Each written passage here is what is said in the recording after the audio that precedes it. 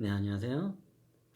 이번 시간은 여러분들과 한번 제가 새로 좀 만든 주식 종목을 간단하게 분석하는 방법에 대해서 설명드리려고 합니다.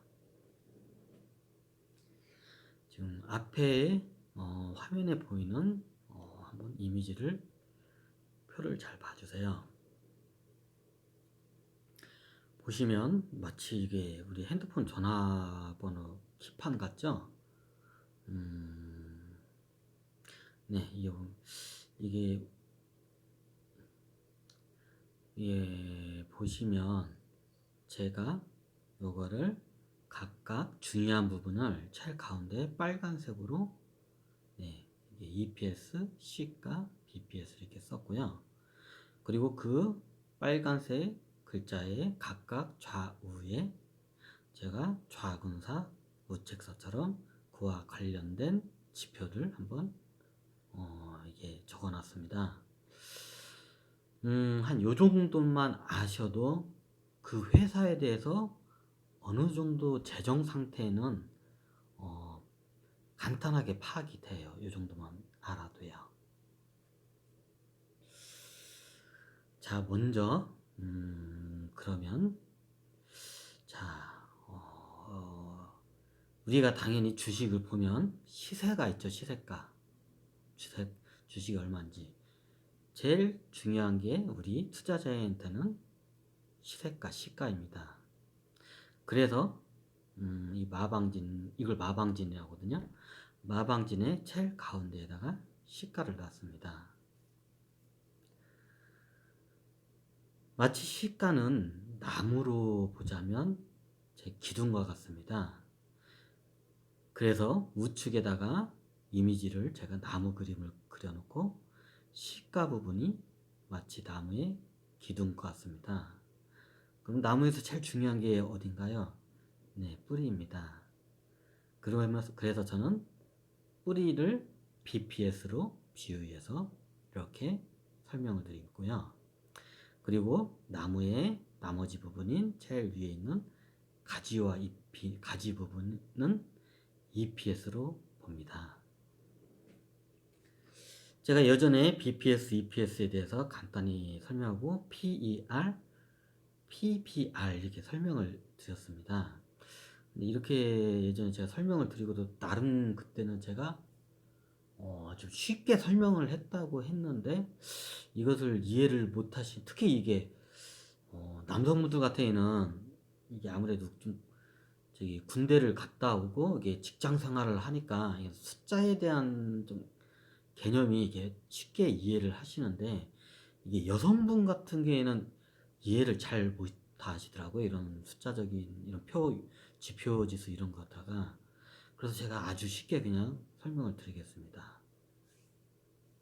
당연히 주식 회사라는 거는 주식을 발행을 해서 여러분들에게 이거를 판매를 합니다.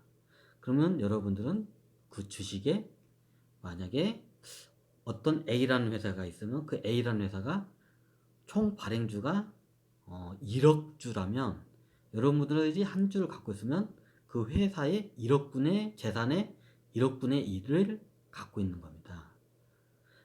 그리고 그 회사가 만약에 총 발행한 주식이 1000만 주라고 가정하잖아요. 그러면 여러분은 그 회사의 주식을 하나를 갖고 있잖아요. 그러면 1000만 분의 1을 소유하고 있는 겁니다. 그 회사에 대해서. 이제 이해가 되시죠? 그 1000만 분의 1 갖고 있는 그 주식을 그게 이제 우리가 증권시장에서 거래되는 가격이 시가입니다. 시세가. 이해가 되시죠? 그럼 이 시가가 비싼지 싼지 아니면 이게 좀 사기 회사 같은지 아닌지를 어느 정도 좀 구분을 해야 할 필요가 있습니다.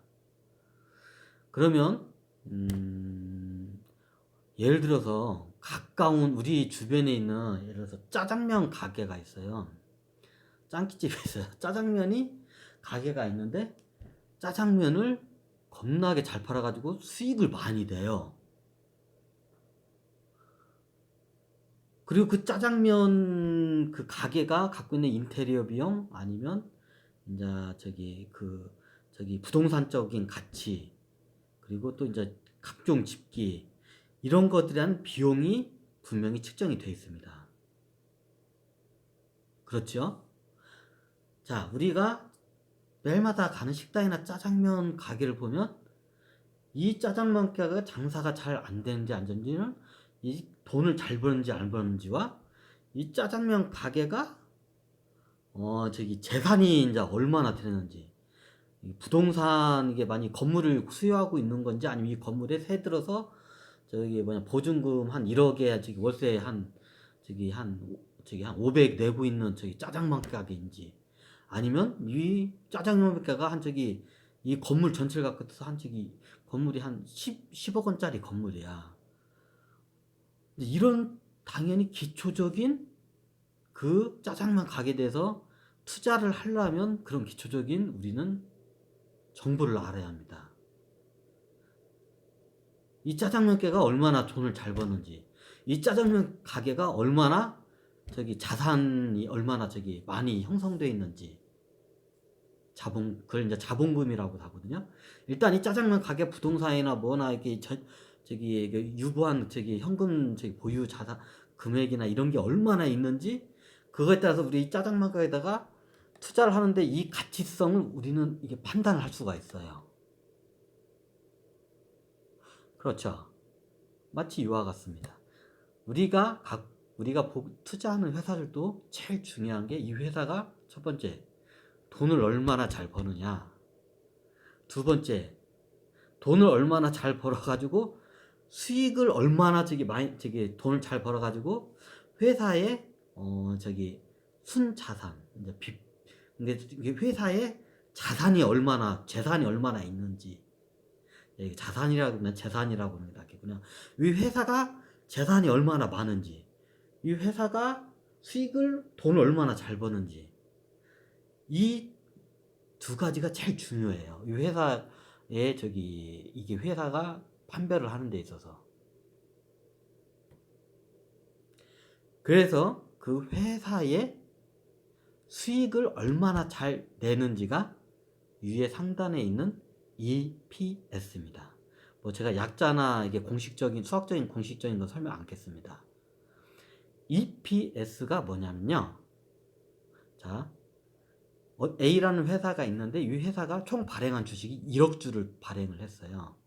그럼 여러분은 그 주식을 한 주를 갖고 있어요. 그럼 1억 분의 1을 갖고 있는 거예요. 근데 이 회사가 한 주당 벌어들이는 금액이 예를 들어서 1년에 1,000원을 벌어들여요. 한 주당 벌어들이는 금액을 1년에 1,000원을 벌어들여요. 그러면 EPS가 1,000원입니다. 그러면 뭐 다음 해에 이 회사가 돈을 잘 벌어가지고 다음에는 2,000원을 벌었어요. 더 더블로 영업이익을 많이 내가지고. 그래서 그러면 이 회사가 한 주당 EPS가 2,000원이 되는 거예요. 이제 이거 매년마다 EPS의 흐름을 보면 이 회사가 얼마나 수익을 더 창출하고 있는지 아니면 더 까먹고 있는지를 우리는 알 수가 있습니다. 뭐 올해의 EPS가 1,000원이었는데 작년 EPS가 900원이었고 재작년 EPS가 800원이었고 그 전 EPS가 700원이었어요. 이 말은 이 회사가 매해 100원씩 한 주당 수익이 100원씩 증가하는 겁니다. 이제 이거로 이 회사의 이게 지금 수익을 어떻게 잘 내고 있는지를 분별하는 거예요. 우리는 경영자가 아니라 투자자이기 때문에 한 주에 대해서 분석이 들어갑니다. 경영자는 전 모든 회사의 관점에서 그거를 봐야 하는데요. 우리는 투자자이기 때문에 간단하게 그냥 한 주에 대해서 이 한 주식을 하나 사는데 이 주식 한 주가 1년에 얼마나 벌어들이는지 그게 EPS입니다. 그럼 EPS가 아까 말했던 1,000원이면 EPS가 1,000원입니다. 그런데 시세가 지금 10,000원이야.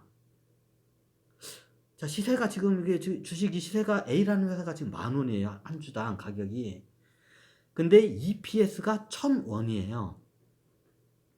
그러면 현재 시세 가격의 1년에 10분의 1만큼을 번다는 소리예요. 그러면 에게 그거밖에 못 벌어 이런 말을 하시는 분이 많으실 것 같아요. 이제 의외로 그렇게 이게 이제 이걸 갖다가 PER10이라고 해요. EPS 대비 시가가 10배라는 뜻이에요. 1,000원의 10배가 10,000원이잖아요. 그래서 PER 지수가 10이 돼요. 10. 그러면 10이 되면 이게 수익률이 괜찮은 편에 속해요. 솔직히 까놓고 얘기하세요.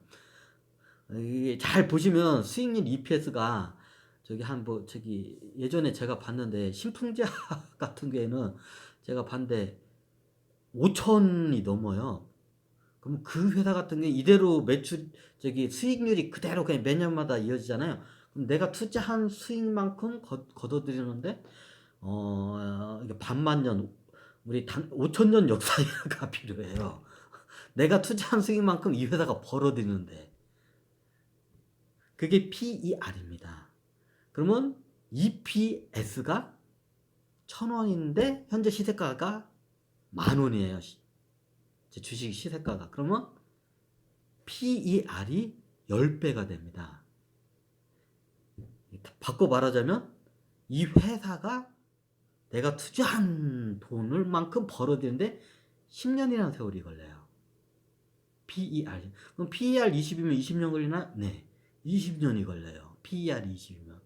그럼 PER이 30이면 30년. 예. PER이 30이면 30년이 걸려요. 그럼 PER이 100이면 뭐 100년 저 늙어 죽겠다.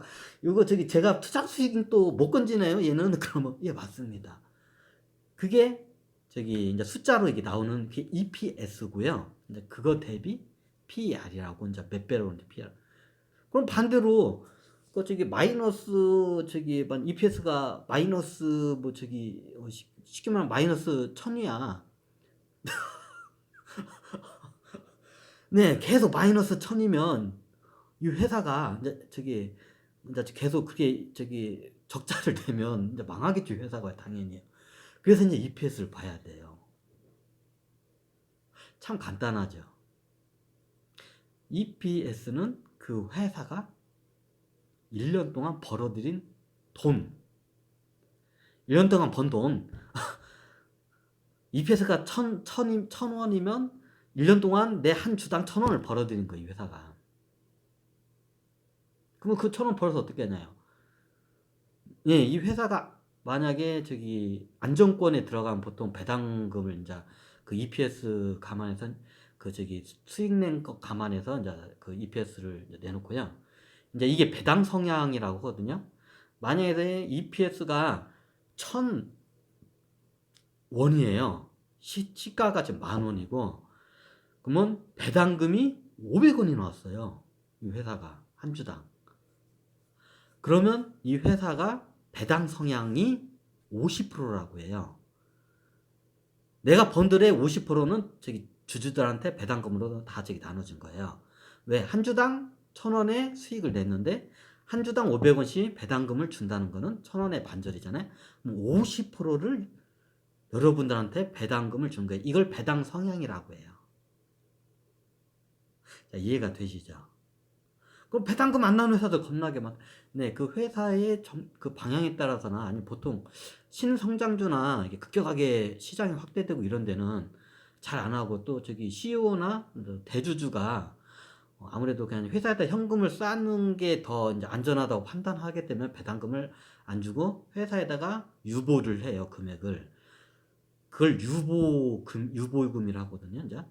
회사에다 이제 현금을 쌓아놔요, 쉽게 말해서. 그걸 유보금이라는데, 현금을 쌓아놨다가 만약에 다시 뭐 좋은 투자할 때가 있으면 투자를 하고, 아니면 공장이 시설이 노후화가 돼가지고 다시 이걸 교체하려면 이제 교체 비용이나 여러 가지 비용이 들어가게 돼요. 그리고 새로운 사업에 이제 투자를 할 수도 있고, 이제 그렇게 되면 제2의 황금알을 날 수 있는 기회가 생기기도 해요. 그러면 배당금을 주는 게 그 회사의 성향에 따라 틀리고요. 그걸 갖다가 회사가 일단 현금으로 유보했다가 더 재투자를 해서 자산을 불리면서 더 수익률이 이제 아무래도 재투자하면 더 늘어나겠죠. 이제 그는 회사의 성향과 그 회사의 경영자들이 어떻게 이제 그 결정을 다 틀려요. 뭐 그럼 우리 주주들은 뭐 딱 하라는 대로 까라면 까라는 대로 그 따차. 일단 그런 여러분들 성향도 이제 그 맞는 회사를 찾는 게 낫고요. 만약에 여러분들이 이게 소액 주주자들이 꽤 많이 이게 의결권을 확보를 하게 되면 이 회사한테 배당금을 좀 달라고 요구할 수도 있고요. 예, 이제 이럴 수 있습니다. 이렇게 가면 너무 복잡하니까 다시 간단하게. 자, EPS는 다시 말씀드리지만 앞으로 이제 EPS와 BP에 대해서 계속 제가 반복해서 이제 설명을 드릴게요. 왜냐면 이게 한 번 설명해가지고는 여러분들한테는 잘 이게 이해가 안 되기 때문에 EPS는 다시 말씀드리지만 한 주가당, 한 주식당 1년에 벌어들인 돈. 그게 EPS예요. 자, 그 다음에 그럼 이 회사의 재산에 대해서 이제 알아봐야죠. 이 회사가 재산이 얼마나 있는지, 이 회사가 쉽게 말해서 지금 현재 모든 재산을 싹 처분하면 이 회사가 1조 원짜리 회사고요.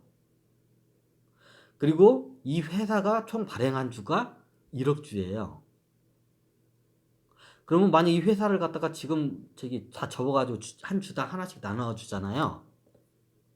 그러면 이 회사가 지금 처분은 1조 원인데 총 발행한 주가 1억 주예요. 자, 그러면 어떻게 되나요? 1조 원을 갖다가 총 발행한 주식이 1억 주니까 1조 원을 1억으로 나눠야겠죠, 당연히요. 그러면 그 춘을 지금 당장 여러분한테 줄 수가 있는 돈이, 이 회사를 현금화로 이제 다 재산을 다 처분을 하게 되면 한 주당, 그러면 한 주당 얼마인가요? 예, 10,000원을 줄 수가 있습니다. 그게 BPS입니다. 그냥 약자 설명 않고 공식적인 거 설명 안 씁니다. 그냥 BPS는 간단해서 이 회사 지금 당장 처분해서 한 주당 여러분한테 바로 줄 수 있는 현금 돈이 바로 BPS입니다. 아까 말씀드렸지만, 이 회사가, 이제 이 회사 그만두고 이제 주주들한테 다 그냥 현금으로 돌려드립니다. 그게 바로 BPS예요. 이게 재산이에요. 한 주당 여러분들이 주장할 수 있는 이 회사의 재산, 순재산, 부채 빼고 포도 있고 차 떼고 부채 다 빼고 이것저것 다 빼고 해가지고 현금화했을 때 한 주당 여러분들한테 주어지는 어떻게 보면 권리의 돈이에요. 그게 BPS입니다. 그러면 BPS하고 시가하고 똑같은 거 아니냐고. 틀립니다. 시가는 그때그때 틀리고 BPS는 엄연히 장부상에 딱 못이 박혀 있습니다. 물론 뭐 분식 회계를 해서 이게 좀 속이는 회사들이 속이는 경우도 종종 있지만 일단 나와 있는 데이터가 이거기 때문에 여러분들이 뭐 그것까지는 분식 회계까지는 밝힐 수는 없잖아요. 저도 그거는 못 밝혀요. 어느 정도 이제 감으로 이제 이상한 증세가 그러니까 일어나면 이제 알아낼 수는 있지만 일단 이거를 우리는 판단을 해야 돼요. 그 기업을. 일단 쉽게 가야 돼요. 이 회사의 한 주당 재산, 한 주당 여러분들이 이 회사에 대해서 주장할 수 있는 재산, 금액.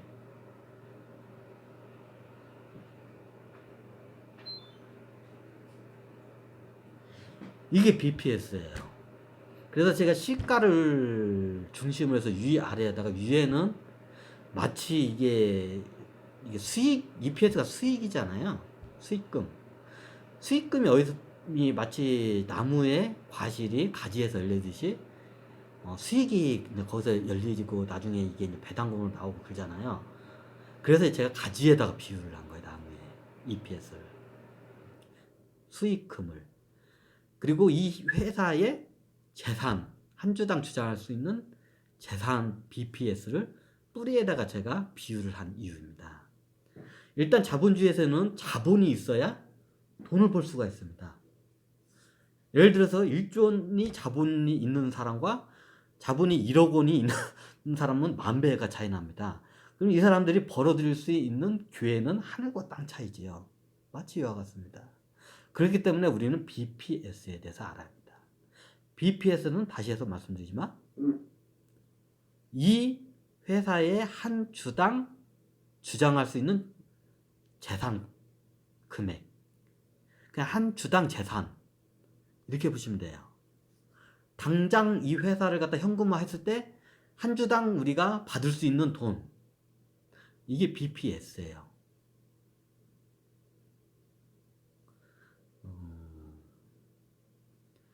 자, 이 BPS하고 EPS가 이제 이해가 되시죠? 다시 말하면 EPS는 한 주당 1년 동안 벌어들인 돈, BPS는 한 주당 우리가 주장할 수 있는 재산, 돈, 재산, 돈, 재산, 뭐 그렇게 보시면 돼요. 이제 이해가 되시죠? 그러면 이 회사가 돈을 많이 벌려면 어떻게 하나요? 뭐 물건을 많이 팔거나 해서 저기 매출을 많이 일으켜야 합니다. 물건을 많이 팔던가는 건 매출이죠. 일단 매출이 많이 일어나야 돈을 많이 벌 수가 있어요. 그건 너무나 당연히 물건을 많이 팔고 많이 매출이 일어나야 돼요. 그러면 이 회사가 매출이 얼마인지 우리가 한 주당 EPS를 알기 전에 이 회사가 1년에 매출을 얼마나 내는지를 우리는 알아야 돼요. 그래서 EPS 옆에다가 저희가 매출을 넣은 겁니다. 앞으로 반복해서 계속 설명을 이걸로 해서 드릴 거예요. 왜냐면 이게 최소한 여러분들이 많은 걸 알아서 이제 하면 좋긴 좋은데 오히려 그러면 더 헷갈려요. 여러분 입장에서. 그냥 제일 기초적인 것만 딱 이걸 제가 보고 이제 여러분한테 설명을 드릴게요. 자, 매출이 많은데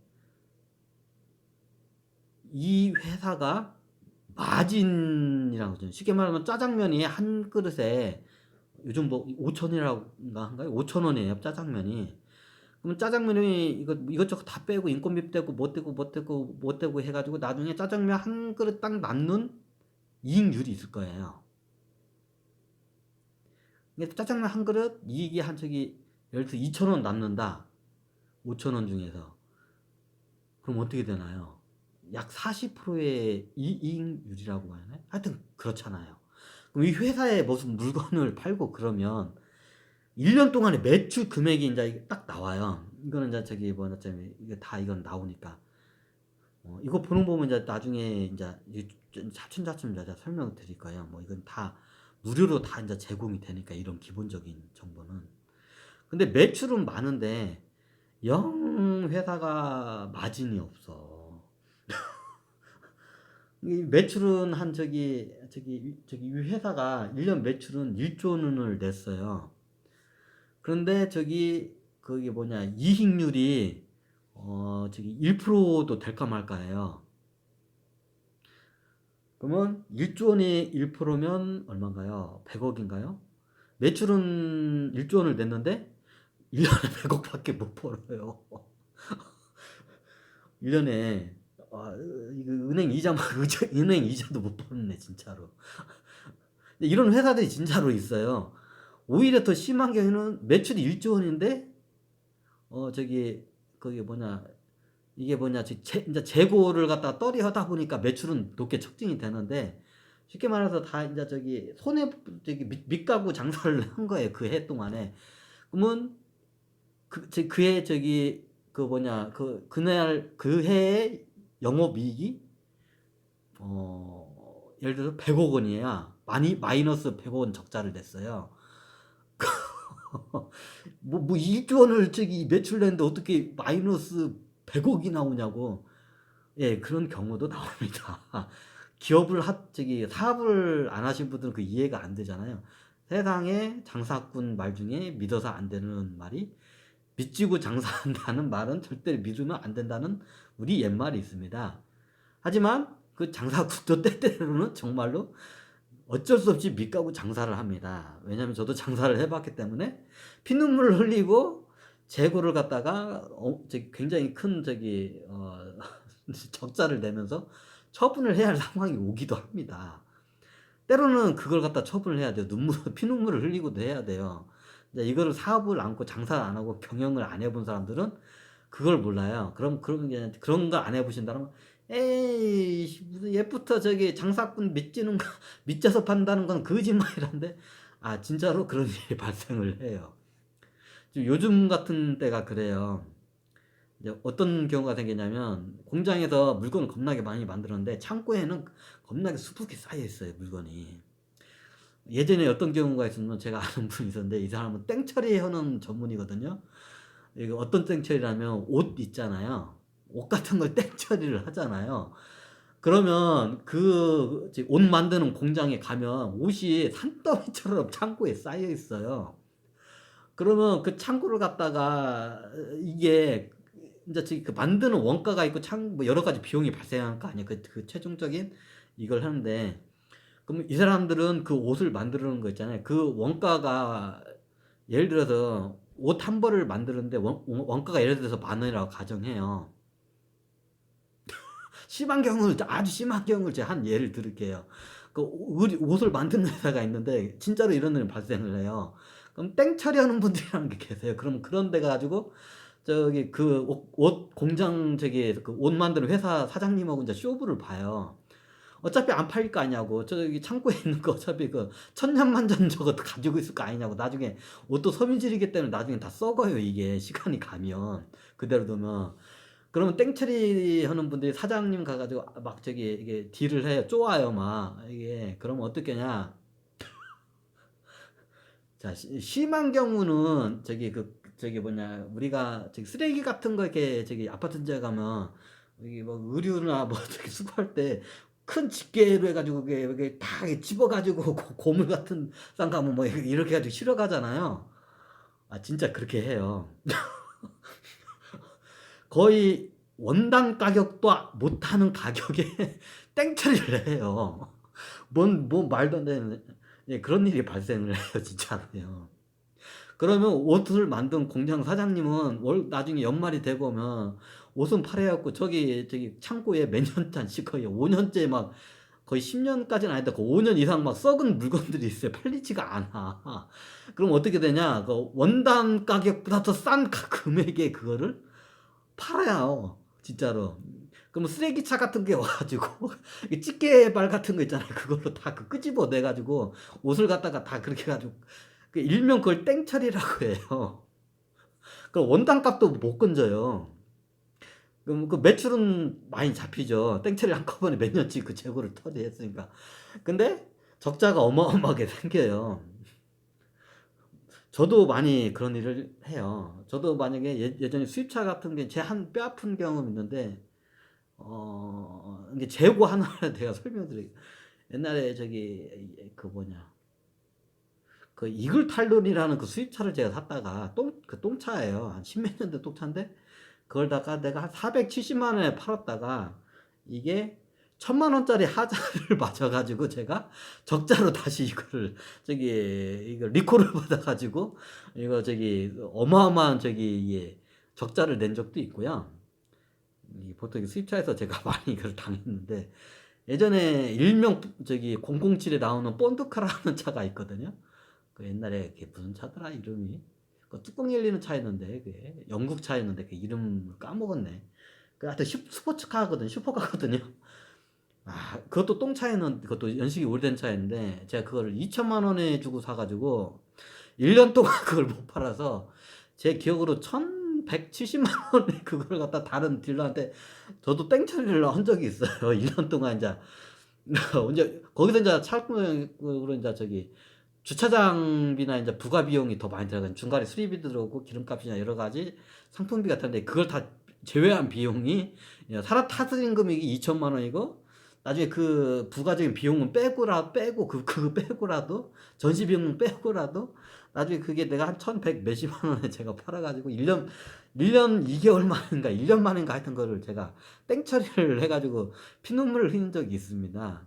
잠이 안 와요. 이게 이게 이거 이런 걸 경험 안 하신 분들은 잘 거 모르는데 이거 마치 같아요. 이 회사들도 이런 재고들이 쌓이잖아요. 그러면 그걸 어쩔 수 없이 땡처리 진짜로 우리가 말도 안 되는 가격에 그거를 헐값에 그거를 팔아요. 팔 수밖에 없어요. 저거 천년만년 저 재고를 창고에다 넣어 놓을 수는 없잖아요. 그럼 어떻게 되냐? 매출은 증가인데 영업이익이 막 마이너스가 겁나게 나와. 그럼 이 회사가 재고 처분 겁나게 했다고 이렇게 감을 잡으시면 돼요. 그래서 우리가 매출만 보면 되는 게 아니고 이익률이라는 걸 봐야 돼요. 근데 정확히 따지면 영업이익률인데 이제 저는 그냥 여러분들 이해하기 쉽게 해서 이익률이라고 해요. 마진율, 이익률, 마진율 이렇게 보시면 돼요. 이게 매출이 1년 동안 회사가 1조 원의 매출을 찍었는데 딸랑 저기 100억밖에 안 내서 그러면 이익률이 어떻게 되냐? 1%예요. 왜 1조 원에 저기 1%가 100억이기 때문에. 그러면 매출이 1조 원을 찍었는데 그의 저기 그 영업 그 이익을 저기 영업 이익률이 10%예요. 그러면 이 회사가 저기 1,000억 원만큼 저기 그 마진 수익을 낸 거예요. 영업이익을. 자, 이해가 되시죠? 그럼 왜 이익금이나 저기 영업이익금이나 그 정확한 금액으로 해야지 왜 이익률 내냐고. 왜냐면 매출 대비 저도 이익금을 처음에 이거를 넣어야지 않을까 했는데 그 매출 대비 이익이 얼마나 났는지를 그 율로 보는 게 더 정확해요. 이 회사가 매출 대비 마진이 얼마나 좋으냐. 그러면 이게 금액으로 그걸 보면 이게 계산이 바로 안 돼요. 그러면 영업이익률로 보면 이익률로 보면 아 마진율이 10%구나 20%구나 아 마진을 많이 남겼구나 매출을 많이 때렸는데 저기 영업이익이 적구나 매출은 적어도 이익률이 높구나 이걸 이제 감지가 가능해요.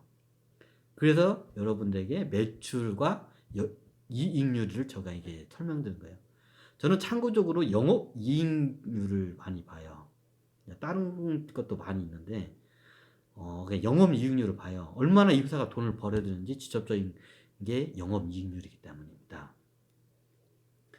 그래서 영업이익률을 여러분들 보셔야 합니다. 꽤 길어졌네. 짧게 할 때. 그 다음에 이제 저기 이제 시세 가격. 이 시가를 판단을 할 때 제가 예전에도 말씀드렸는데 저기 이런 좀 바이오주나 뭐 신성장주나 막 이거는 굉장히 위험해요. 그래서 주식에 대해서 잘 모르신 분들은 이미 회사가 수익을 잘 내고 이 회사가 쉽게 말해서 100년 후에도 건재할 것 같은 회사에다가 투자를 하는 게 현명해요. 예를 들면 지금 막 바이오 회사나 IT 회사 우주선처럼 이렇게 올라오잖아요. 그럼 이 회사들은 10년도 못 가서 막 망하는 회사들이 수두룩해요. 그러면 여러분들은 이거에 대해서 어떻게 잘 정보도 없고 모르기 때문에 애시당치 이게 주식에 대해 잘 모르는 분들은 그쪽에다는 눈길을 잘 안 두시는 게 좋아요. 난 왜 그런 주식들이 보통 막 10배도 오르고 몇십 배도 올라요. 그 짧은 그 기간 동안에 왜 신성장 저기 종목 주식이기 때문에. 그러면 이런 보수적인 주식 같은 경우는 그렇지가 않아요. 근데 이 회사들이 실질적으로 이제 30년, 50년, 100년을 가 이런 회사들은 신생기업들은 금방 생겼다가 금방 망하는 경우가 많아요. 이런 회사가 나중에 오래 가서 네이버나 이제 카카오 같은 이런 보수적인 거대 공룡 회사가 되긴 해요. 근데 그렇게 되는 확률이 굉장히 이게 좀 비유를 하자면 복권에 당첨될 확률까지는 아니더라도 굉장히 희박해요. 그 수많은 회사 중에 미래 주역이 누가 될지는 모르잖아요. 그래서 저는 이미 잘 회사 운영이 되고 안정적이고 100년 후에도 왠지 건재하게 있을 것 같은 회사를 저는 추천을 드립니다. 여러분들한테. 이건 신성장 회사 같은 경우에는 그쪽에 대해서 여러분들이 지식이 많고 정보가 많고 전문가면 뭐 제가 그거에 대해서는 이제 말리지를 않는데 그런 거에 대한 이제 전문 지식도 없이 그냥 너름들이 좋다 보니까 따라가면 10중 8구는 호구가 돼요. 그래서 저는 되도록이면 보수적으로 이미 성공한 회사, 그리고 왠지 100년 내가 죽을 때까지 건재하게 살아가 있을 것 같은 회사, 뭐 이런 말 있잖아요. 대한민국은 망해도 삼성전자는 안 망한다는 말이 있잖아요. 근데 이런 회사들, 그 대한민국에 은근히 그런 회사들이 많아요. 그런 건재한 회사들이. 물론 그런 회사 중에서 좀 주주를 상대로 해서 좀 사기를 치는 경영자들이 꽤 많기 때문에 제가 좀 약간 이게 그런 회사들은 제가 좀 약간 지양을 하고 있어요. 왜냐면 그런 회사들이 요즘 겁나게 많아요. 자기네들 이익을 위해서 정보를 저거 하고 회사의 모든 데이터를 다 조작을 해요. 경영자 선들에서. 그리고 저기 개미 투자자들 갖다가 등골을 쪽쪽 빨아먹고 이 양반들이. 그런 회사들이 겁나게 많아요. 아유. 그래서 여러분들은 되도록이면 좀 정직하고, 왠지 100년 후에도 내가 죽은 후에도 나는 죽어도 그 회사는 살아 있을 것 같은 회사에다 투자하기를 바래요. 그래서 제가 저기 이거 시가 좌우에다가 좌군사 우책사를 둔 게 외인 소진율이라고 하죠.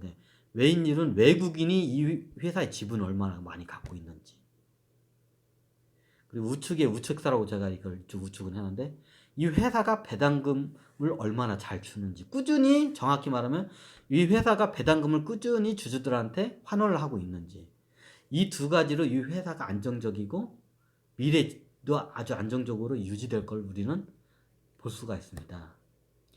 우리는 굳이 모든 것을 갖다가 다 어렵게 저기 정보를 다 해가지고 뭐 어렵게 분석할 필요가 없어요. 우리는 이미 거인의 어깨 위에서 쓸 수가 있습니다. 그 거인의 어깨가 뭐냐고요? 외인율입니다. 외국인이 이 회사의 주식을 얼마나 보유하고 있는지. 보통 외국인은 이런 우리 국내 회사를 조사를 할 때요, 우리가 상상도 못하는 데이터 자료와 정보를 감안을 해서 투자를 해요. 그럼 보통 외국인들이 많이 쥐고 있는 국내에 있는 회사들은 다 안정적인 회사예요. 외국인들은 우리나라에 들어올 때 이런 좀 양아치 같은 회사들 있어요. 이런 회사들은 투자를 안 해요. 알아요. 얘네들은. 보통 그 안정적이고 이게 친화적이고 주주한테 환원적인 회사한테 외국인 투자자들이 투자를 해요. 그러면 대부분 그런 회사들이 안정적이고 주주 친화적이에요. 주주를 이익을 대변을 하고 거기에 환원을 해요. 그래서 이미 외국인들이 많이 갖고 있는 회사들은 이게 안정적이에요. 그래서 우리는 이미 거인이 누구냐? 외국인 그 월가나 이게 거대한 투자자들 있잖아요. 워린 바핏 같은 이런 무슨 회사죠? 버크셔이나 이런 회사들 있잖아요. 이 양반들은 어마어마한 금액을 들여서 정보를 갖다가 수집을 해요. 그러면 이런 분들은 투자할 때 이게 회사가 안 좋은 회사는 투자를 안 해요. 기본적으로. 그럼 우리나라 회사 중에 외진 소진 외국인이 많이 보유한 회사들은 대부분 안정적이고 회사가 괜찮아요. 탄탄하고. 이걸로 우리는 거인의 어깨 위에 설 수가 있습니다. 이미 외국인들은 모든 그런 빅데이터 자료를 감안해서 이거 투자를 해요. 그럼 우리는 외국인들이 많이 보유하고 있는 주식을 눈여겨볼 필요가 있습니다. 자, 외국인들이 쳐다도 안 보는 주식들이 있어요. 뭐 1%도 안 되는. 왜 외국인들이 그걸 안 살까요? 물론 너무 회사가 작아서 외국인들이 먹기에는 너무 회사가 작아서 아예 거들떠보지도 않는 경우도 있지만, 대부분은 그 회사를 믿지 못하기 때문에 투자를 않는 겁니다. 기본적으로 외국인 이런 기관 투자자들은 월가에 있는 이런 기관 투자들은 그 회사에 대한 신뢰도가 기본적으로 있어야 투자를 하지, 신뢰도가 없으면 아예 투자 자체를 안 해요. 아무리 좋은 이슈가 있고 뭐 있고 하더라도. 그래서 우리는 외국인들의 그 갖고 있는 그 자료를 이미 외국인들이 다 우리는 얼마나 보유하고 있는지 그걸 우리는 알 수가 있습니다. 외국인들이 저기 보유하고 있는 국내 주식들, 많이 보유하고 있는 저기 국내 주식들은 다 안정적이에요. 대부분. 그리고 주주 친화적이에요. 쉽게 말하면 저기 그 경영자가 개미 투자자들 저기 그 뭐냐 그 등골 빨아먹지를 않아요. 이런 회사들은 기본적으로 그런 회사들은 외국인 기관 투자자들이 절대 투자를 하지 않습니다. 그래서 외국인 외인 소진 외인율을 저는 중요하게 봅니다. 그 다음에 저긴데 배당금입니다. 보통 이런 말이 있습니다. 배당금 주는 회사들은 주가가 절대 안 올라. 이게 맞습니다. 왜냐? 회사가 이미 커버릴 만큼 컸기 때문입니다.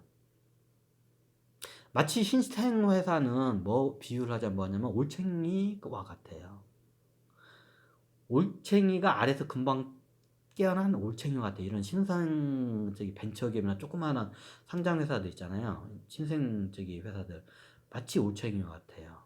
근데 대부분 우리가 알고 있는 큰 거대한 회사들은 이게 배당금을 잘 지급하는 큰 거대한 회사들은 이미 그 시장에서 클 만큼 큰 거예요.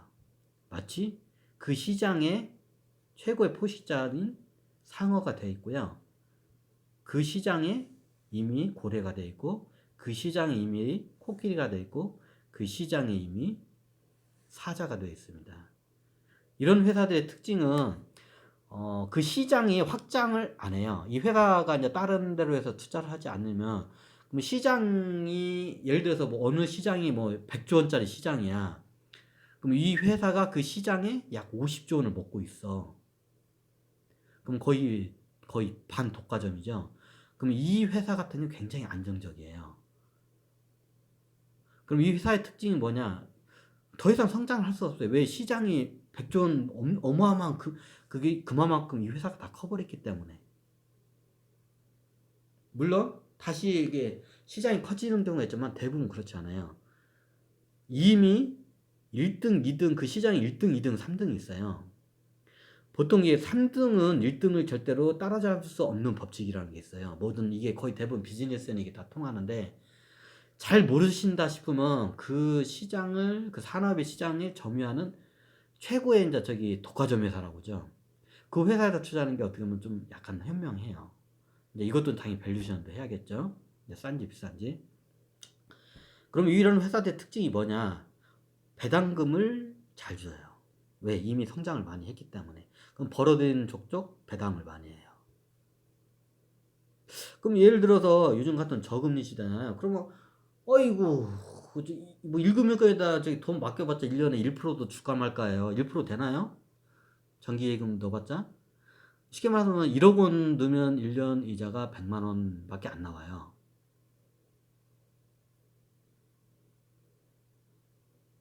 그러면 반대로 우리가 은행에서 돈을 빌리려면 은행도 예대마진이라는 게 있으니까 보통 뭐 싸게는 2%대고요. 보통 사람들은 3%대고 이제 신용도가 안 좋은 사람은 4% 5%까지도 갑니다. 뭐 이게 또 그 위로도 올라가기도 하고요.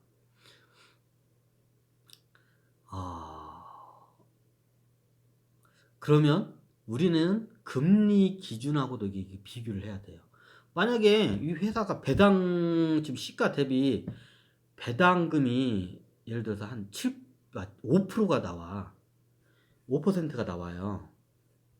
그러면 내가 지금 돈이 있는데 아휴 이걸 갖다가 부동산 요즘 거품이라서 잘못해서 꺼지면 이거 나중에 손해고 은행에다 넣어봤자 뭐 이자도 뭐 1억 원 넣어봤자 1년에 100만 원 나올까 말까 하고 뭐 거기다 또 세금도 떼가네. 그럼 100만 원도 안 돼. 1년 이자가. 물가 상승률도 안 되고 근데 보니까 이 회사가 망할 것 같진 않다. 근데 배당금을 5%나 주네? 근데 시세 대비? 그러면 1% 은행에다 넣는 것보다도 망할지 안 같은 배당금 5% 받는 게 더 낫지 않나요? 그러면 1년에 1억 원을 투자를 하면 500만 원이라는 배당금이 1년에 나와요. 물론 물가 상승 대비 뭐 이런 거에 비해서는 여러분들한테 아주 이게 저기 성에 안 차겠지만 이게 일종의 시장 지표를 또 보는 방법이기도 합니다. 자, 이제 이렇게 배당금 있고 차차하고요. 그 다음으로 이제 BPS를 기준해서 좌군사는 부채율, 우책사는 유보율입니다. 자, BPS라는 건 아까 제가 뭐라고 했나요? 위 회사의 한 주식당 우리가 주장할 수 있는 권리의 돈, 재산, 한 주당 이 회사의 재산, 이 한 주당 이 회사의 재산이라고 보시면 돼요. 이걸 청산가치라고 돼요. 이 회사를 지금 현금화로 청산해가지고 한 주당 여러분들 쪼개가지고 줄 수 있는 돈, 그게 BPS입니다. 한 주당 재산. 그럼 이 재산에 대해서 비교를 한다면 부채율과 유보율을 좀 이게 보셔야 돼요. 유보율은 저도 이거를 좀 원래 안 넣으려고 했는데 요즘 같은 때는 회사가 좀 약간 이런 때는 보통 회사가 현금을 많이 쌓아놓고 있는 회사가 유리해요. 왜냐하면 조금만 있으면 이게 회사들이 도산하는 회사들이 많이 생겨요. 그러면 이 회사들을 헐값에 인수할 수 있는 기회가 생겨요. 회사 입장에서는 다른 회사들을. 그러면 회사에 현금을 좀 쌓아놓고 있어야 돼요. 그 기회가 올 때까지 기다려야 돼요. 원래 이렇게 경기가 안 좋고 이런 매출이 안 좋고 영업이 안 좋으면 회사 재정 상태가 안 좋은 회사들은 문을 닫게 되고 그 이제 공장이나 부동산이나 설비 투자자나 아니면 영업권이나 여러 자산이 있어요. 그 회사에. 그러면 헐값에 그거를 매도를 하게 돼요. 판매하게 돼요. 그러면 그거를 헐값에 매수할 수 있는 기회가 지금 이 시대예요. 회사 입장에서는요. 그럼 회사가 어느 정도 유보금을 좀 갖고 있는 게 좋아요. 그래서 제가 유보율을 좀 넣은 거예요. 그리고 이제 부채율이 있습니다. 저는 참고적으로 부채율이 높은 회사는 절대로 추천하지 않습니다. 왜냐하면 부채율이 높은 회사들은 이거 나중에 이게 경기가 어려워지면 바로 자본 잠식이 일어나요. 예를 들어서 제가 자산이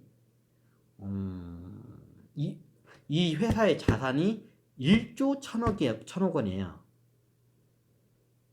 자산이. 근데 이 회사의 부채가 1조 원이에요. 그리고 이 회사의 자기 자본금, 자기 순자산이죠. 자기 자본금이 1천억 원이에요. 1천억 원짜리 회사인데 자산이 1조 1천억 원이에요. 그러면 이런 회사들은 어떻게 했냐? 내가 1천억 원인데 부채가 1조 원이야. 내 돈은 내 실질적인 내 자본금은 1천억밖에 안 되는데 부채가 그 10배인 1조 원이야. 그래서 자산이 1조 1천억 원이 됩니다. 부채와 자본금이 합쳐져서. 자, 이해가 되시죠? 그럼 이런 회사의 특징이 뭐냐? 아까 말씀드렸지만 이런 부채율이 높은 회사들은 만약에 경기가 어려워질 때 어떻게 되냐? 자본 잠식이 순식간에 일어나요. 자본 잠식이 뭐냐면 내 자본금이 없어. 빚밖에 없어. 빚이 더 많어. 자, 부채가 1조 원인데 내 자본금이 1천억 원이었어요. 근데 그 회사에 한 해에 이 회사가 어마어마하게 손실을 입었어요. 한 해 동안 이 회사가 영업이익률이 마이너스 2천억 원이 생겼어요. 영업이익이 마이너스 2천억이 생겼어요. 적자가 2천억이 생겼어요. 그날로. 이 회사가. 그럼 어떻게 되나요? 자, 부채가 1조 원이고 1천억 원이 자기 자본금이었어요. 근데 그해 한 해 동안에 2천억이라는 적자가 생겨버렸어. 그럼 어떻게 되나요? 예. 자산이 깎이겠죠. 당연히요. 그럼 어떻게 되나요? 이 회사는 부채가 1조 원인데 자산이 9천억이 되는 거예요. 그러면 이 회사에 자기 자본금이 없어요. 자본금이 없는 게 아니라 자본금이 마이너스 1,000억 원이 돼요. 이게 원래 자본금이 1,000억 원이었던 회사가 마이너스 1,000억 원 빚더미로 이제 이제 보통 이런 상태로 가면 자본 잠식이 일어나면 유가 시장에서 바로 퇴출당해요. 이 주식 여기 유가 거래 못하게 바로 퇴출이 당해요. 자본 잠식이 일어나면. 그래서 제가 부채율이 높은 회사들은 제가 추천을 잘 안 해요. 그렇다고 부채가 아예 없는 게 좋냐? 그것도 안 해요. 하지만 건강한 부채를 갖고 있어야 돼요. 물론 그 산업의 특성에 따라 특징에 따라 부채를 많이 쥐고 있어야 하는 그런 산업 분야가 있어요. 예를 들면 뭐 금융 쪽이 좀 그렇게 많이 있는데 이제 그건 나중에 따로 이제 제가 설명을 드리고요. 일단 저는 부채율이 높은 회사는 절대 추천하지는 않습니다. 부채율은 아주 건강한 회사가 좋습니다. 그 회사가 외부로부터 큰 충격이 들어와도 그거를 견뎌낼 수 있는 그 부채율을 쥐고 있어야지, 너무 과도한 부채율을 갖고 있으면 이 회사는 하루아침에 도산을 하게 됩니다. 우리가 예전에 IMF 때 모든 기업들이 부도가 난 이유가 다 이 이유입니다.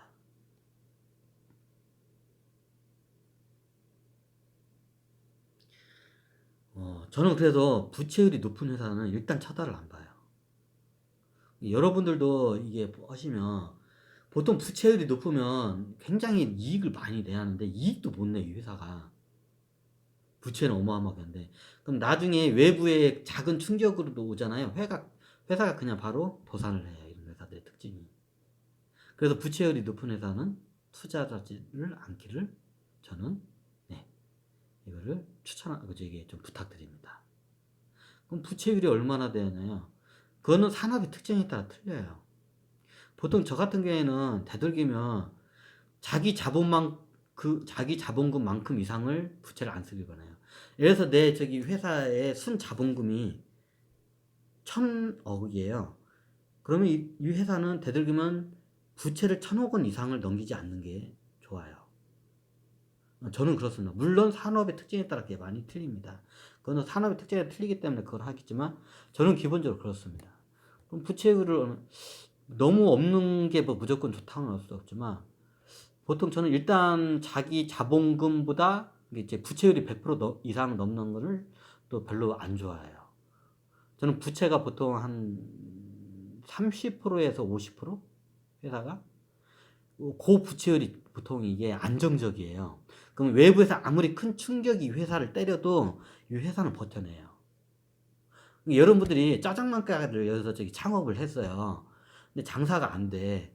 근데 이게 다 1억 원 주고 이게 짜장면 가게를 냈는데, 1,000만 원이 내 돈이고, 은행빚이 900억, 은행빚이 9천만 원이야. 그러면 이게 장사 안 되고 하면 순식간에 짜장면 가게는 망하겠죠. 근데 역으로 따지자면 내가 내 자본금이 예를 들어서 내 자본금이 5천만 원이야. 내 돈 들인 게. 그리고 은행으로 빌린 게 5천만 원이야. 그래서 1억으로 이 짜장면 가게를 차렸어. 똑같은 짜장면 가게를 차리고 똑같은 1억 원이 자산은 1억 원이고 똑같은데 왜 이제 똑같이 장사가 안 돼. 그러면 이 부채가 거기 뭐야 9천만 원이고 자기 자본금이 1,000만 원이 있는 짜장면 가게는 순식간에 그냥 망할 수밖에 없겠죠. 당연히 상식적으로. 근데 자기 반절 정도만 부채가 있는 짜장면 가게는 버텨내요, 그거를. 그럼 나중에 경기가 좋을 때 그 버텨낸 짜장면 가게가 그 지역의 상권을 아무래도 아무래도 그 지역 상권을 먹겠죠. 마치 이와 같습니다. 그래서 부채율이 높은 회사들은 이게 회사가 이미 제가 알아본 회사 중에 부채율이 높은 회사 중에 자본 잠식이 일어나는 회사들이 굉장히 많아요, 우리나라에. 근데 이걸 이제 좀 이게 회계장부상으로 이제 이게 분식회계라고 하는데 이게 정확히 제가 회계장부까지는 파헤치지 않았는데 이게 몇 가지 흐름을 보면 이 회사 자본 잠식이 됐구나, 이거를 제가 아는 방법이 있어요. 이제 이것까지는 제가 공개를 하는 건 좀 무리라고 생각합니다. 왜? 저도 이제 영업 비밀이라는 게 있기 때문에. 그리고 제가 이걸 설명을 해도 여러분들 이해를 못 해요. 이게 제가 좀 약간 독특한 방법을 쓰기 때문에 이게 저기 이 회사가 자본 잠식이 됐는지 이게 느낌이 딱 오는 그게 있어요. 그 뭐가 딱 잡히는 게 있어요. 그러면 그런 회사들은 절대로 투자하면 안 돼요. 근데 그런 회사의 특징이 뭐냐면 일단 부채율이 겁나게 높아요. 예를 들어서 아까 말씀한 대로 부채율이 1000%인 회사예요. 근데 부채가 이제 여기서 이제 55분이네. 1시간 넘는 거. 네, 오늘은 여기서 기본 주식의 아주 기초적인 것에 대해서 한번 설명을 드렸습니다. 네, 감사합니다. 다음에 이 기초적인 표를 통해서 한번 실전 저기 자료를 한번 컨트롤 하는 거를 같이 한번 보겠습니다. 네, 감사합니다. 다음에 뵙겠습니다.